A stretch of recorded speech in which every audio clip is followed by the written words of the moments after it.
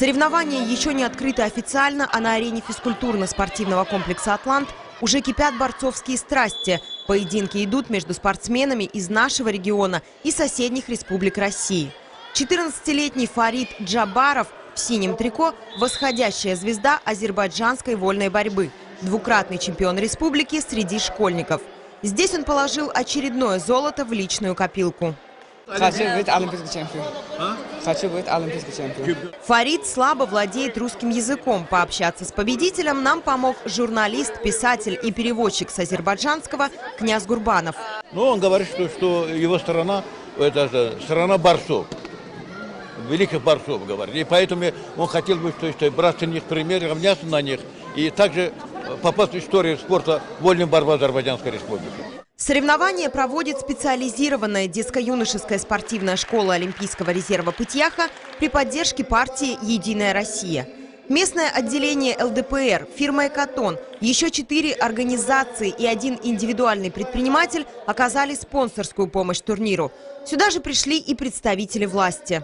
Примите искренние поздравления, наилучшие пожелания от главы города Нины Петровны Тарасовой, главы администрации Равильки Ивана Стадля в честь открытия турнира. Это яркий праздник спорта, силы и мужества, которые любят и ждут болельщики Пыть-Яха, Нефтекамского и Нефтекамского района. География состязаний широка. Команда Югры – одна из Ямало-Ненецкого округа. Спортсмены из Татарстана, Казахстана и уже упомянутого Азербайджана приехали побороться за лидерство. Всего участников 130. Им от 10 до 14 лет.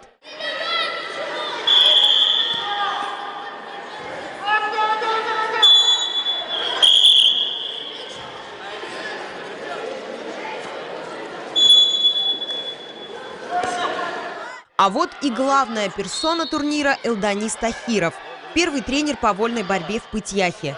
Здесь он подготовил около 40 мастеров спорта России. Его воспитанники становились призерами страны, чемпионами Европы и мира. Некоторые из них теперь преподают в школе Олимпийского резерва, а один из первых учеников, Алексей Бятиков, руководит с Дюсшор. Элданис Тахиров посвятил вольной борьбе больше 50 лет своей жизни. Он настоящий фанат этого вида спорта. Борцы, именно вольники, это разносторонние.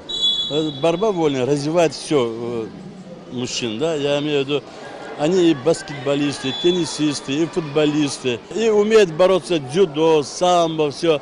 А я думаю, которые в других видах, они вольные, не умеют бороться. Знаешь, вот это чем преимущество вольников. И самый главный, самый дружный вид спорта – это вольная борьба. В течение 2 дней шли напряженные поединки. На кону было 12 первых мест в разных весовых категориях. В итоге ни одной сборной не удалось взять более 2 золотых медалей. Ни одной, кроме команды Пыть-Яха.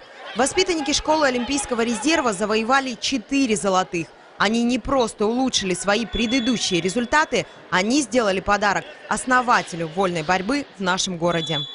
Лилия Матиенко, Александр Шемякин. Программа «Наше время».